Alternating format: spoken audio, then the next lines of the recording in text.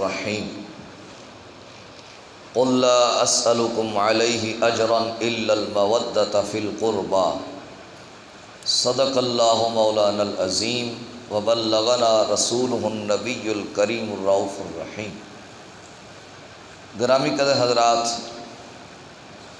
اللہ پاک کے فضل اور رسول پاک صلی اللہ علیہ وآلہ وسلم کی نظر رحمت سے مجھے اور آپ کو نماز فجر با جماعت ادا کرنے سے نوازا گیا۔ اللہ کریم ہم سب کی حاضری کو درجہ قبولیت عطا فرمائے۔ محرم شریف کے ایام جاری و ساری ہیں اور ذکر اہل بیت میں کرنے کی، آپ سننے کی سعادت حاصل کر رہے ہیں۔ آج ایک اللہ پاک کا دیا ہوا حکم میں نے آپ احباب کے سامنے تلاوت کیا ہے، جس کے اندر اللہ تعالیٰ اپنے نبی کریم صلی اللہ علیہ وسلم کو ارشاد فرماتا ہے، قل، اے حبیب صلی اللہ علیہ وسلم، آپ ان سے گفتگو کیجئے، آپ ان سے فرمائیے، کیا لا اسألکم علیہ اجرا، میں تم سے کسی قسم کی اجرت طلب نہیں کرتا۔ کیا مطلب؟ نبی کریم صلی اللہ علیہ وآلہ وسلم نے اعلان نبوت فرمایا۔ اعلان نبوت فرمانے کے بعد آپ احباب کے علم میں ہے، علماء سے بارہا آپ نے سن رکھا ہے کہ حضور کو فوری طور پہ جھٹلایا بھی گیا، پھر بعد میں کئی لوگوں نے مان لیا، کئی لوگوں نے انکار کر دیا۔ پھر نبی کریم صلی اللہ علیہ وآلہ وسلم طیف تشریف لے گئے، حضور کو وہاں پہ تکلیفیں دی گئیں، اذیتیں دی گئیں۔ آقا علیہ السلام بڑے بڑے مشکل مراحل سے گزرے، لیکن حضور صلی اللہ علیہ وآلہ وسلم نے حق کے رستے کو نہیں چھوڑا، بلکہ جب بھی کفار و مشرکین حضور صلی اللہ علیہ وسلم کے سامنے کسی قسم کی ڈیمانڈ رکھتے کہ یہ کر لو تو وہ کر لو، یہ رستہ چھوڑ دو، تو آقا علیہ السلام ایک ہی بات فرماتے تھے کہ میں اپنی امت کو جہنم میں جاتا ہوا نہیں دیکھ سکتا۔ مجھے اپنی امت سے بڑی محبت ہے، مجھے اپنی امت سے بڑا پیار ہے۔ تو آقا علیہ السلام نے ہمیں وحدانیت کے بارے میں بتایا، اللہ کی الوہیت کے بارے میں بتایا، ہمیں جنت و جہنم کے معاملات سے آگاہ فرمایا، ہمیں حشر و نشر کے معاملات سے آگاہ فرمایا، ہمیں حلال و حرام کے معاملات سے آگاہ فرمایا۔ یعنی جتنے بھی معاملات آتے ہیں، نبی کریم صلی اللہ علیہ وآلہ وسلم نے ہمیں ہر معاملے سے آگاہ فرمایا، ہر معاملے کی ہمیں خبر دی، فرشتوں کے بارے میں بتایا، زمین و آسمان کی حقیقتوں کے بارے میں بتایا، جنت و جہنم کی حقیقتوں کے بارے میں بتایا۔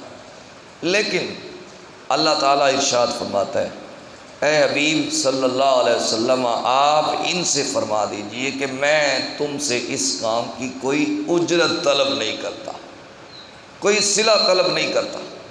جب آقا دو عالم صلی اللہ علیہ وسلم نے اتنی بات فرمائی تو صحابہ کرام نے عرض کیا، یا رسول اللہ صلی اللہ علیہ وسلم، آقا آپ ہمیں حکم دیں تو ہم اپنی جانوں کا نذرانہ پیش کر دیں، آپ ہمیں حکم دیں تو ہم اپنے اولادوں کو آپ کے قدموں پر نشاور کر دیں۔ آقا علیہ السلام نے فرمایا، نہیں، قرآن کے الفاظ ہیں، قل لا اسألکم علیہ اجرا، میں اس کام کی تم سے کوئی اجرت طلب نہیں کرتا، الا المودۃ فی القربى، ہاں ایک بات ضرور ہے کہ میرے قریبیوں سے مودت کرنا، میرے قریبیوں سے پیار کرنا۔ اب یہاں پہ جو لفظ محبت استعمال نہیں کیا گیا، مودت استعمال کیا گیا ہے۔ کیا لفظ استعمال کیا گیا؟ مودت۔ تھوڑا سا فرق سمجھیں، محبت اور چیز ہے، مودت اور چیز ہے۔ محبت وہ ہوتی ہے کہ جس کے بغیر کسی نہ کسی حد تک زندہ رہنا ممکن ہو جائے، لیکن مودت وہ چیز ہوتی ہے کہ جس کے بغیر زندہ رہنا بالکل ممکن نہیں۔ اس کی مثال آپ لے لیں، پانی اور مچھلی کچھوا اور مچھلی، یہ دونوں جانور پانی میں رہتے ہیں۔ کیا جانور؟ کچھوا اور مچھلی، یہ دونوں جانور پانی میں رہتے ہیں، لیکن کچھوا پانی سے باہر بھی آ جائے تو وہ زندہ رہ سکتا ہے، لیکن اگر مچھلی کو باہر نکال لی جائے تو وہ زندہ نہیں رہ سکتی۔ اس سے پتہ یہ چلا کہ جو کچھوا ہے اس کو پانی سے مودت نہیں ہے، اس کو پانی سے مودت نہیں ہے، بلکہ اس کو پانی سے محبت ہے، اس کو پانی سے محبت ہے، اور اس کے بغیر زندہ رہنا ممکن ہے۔ اور جو مچھلی ہے اس کو پانی سے محبت نہیں بلکہ مودت ہے، اور مودت کی ہم نے تعریف یہ کی ہے کہ جس کے بغیر زندہ رہنا ناممکن ہو۔ جس طرح پانی کے بغیر مچھلی کا زندہ رہنا ناممکن ہے کیونکہ مچھلی کو پانی سے مودت ہے، اسی طرح بندگان خدا کو بتلا دیا گیا اگر تم زندہ رہنا چاہتے ہو تو میری آل کا پیار اپنے دلوں میں جمع کرو، میرے اولاد کی محبت تمہارے دلوں کے اندر ہونی چاہیے اور کامل درجے کی ہونی چاہیے، اور میرے اصحاب کی محبت بھی مودت بھی ہونی چاہیے۔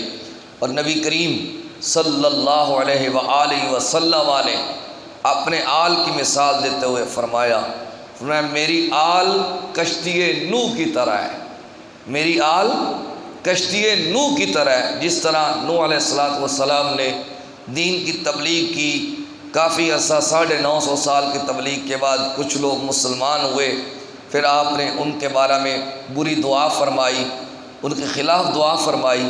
اس کے بعد پھر جب عذاب آیا تو جن لوگوں نے آپ کو مان رکھا تھا وہ کشتی پہ سوار ہو گئے، باقی سارے کے سارے غرق ہو گئے۔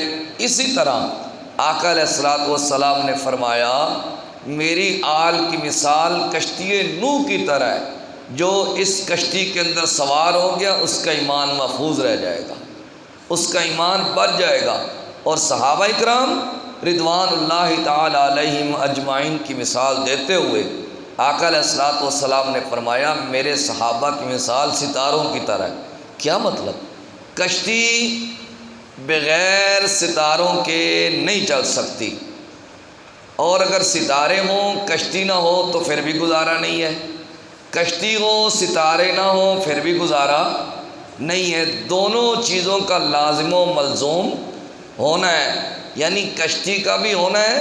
ایک بندہ دریا میں تیر جائے کہتے جی ستارے ہیں میں ستاروں کے سہارے چلا جاؤں گا، اور ایک بندہ کہتا جی کشتی ہے کوئی بات نہیں ستارے نہیں ہے تو میں کشتی کے سہارے چلا جاؤں گا۔ نہیں، کشتی اور ستاروں دونوں کا سہارا لینا پڑے گا، یعنی کشتی کو چلانے کے لیے ستاروں کا ہونا ضروری ہے، اور جب ستارے ہوں تو بندے کا منزل پر پہنچنے کے لیے کشتی کا ہونا ضروری ہے۔ کیا مطلب اس حدیث سے ہم کیا سمجھیں؟ اس حدیث کا مطلب یہ ہے کہ لوگوں اپنے دلوں میں کشتی کا پیار بھی رکھو، ستاروں کا پیار بھی رکھو، یعنی آل رسول کی محبت بھی رکھو اور اصحاب رسول کی محبت بھی رکھو، تب ہی تمہارا ایمان محفوظ رہ سکتا ہے، ادروائز تمہارے ایمان کے محفوظ رہنے کی کوئی صورتحال موجود نہیں ہے۔ تو آج کے درس شریف میں ہم نے یہ سمجھا کہ اہل بیت اطہار سے مودت اور صحابہ کرام سے محبت بھی ضروری ہے۔ اللہ کریم ہمیں مصطفیٰ جان رحمت صلی اللہ علیہ وسلم کے پاک گھرانے اور حضور کے پاک غلاموں کا ہمیں پیار نصیب فرمائے۔ وصلی اللہ تعالی علی حبیبہ الاعلی سید الانبیاء محمد وعلی آلہ واصحابہ اجمعین برحمتک یا ارحم الراحمین۔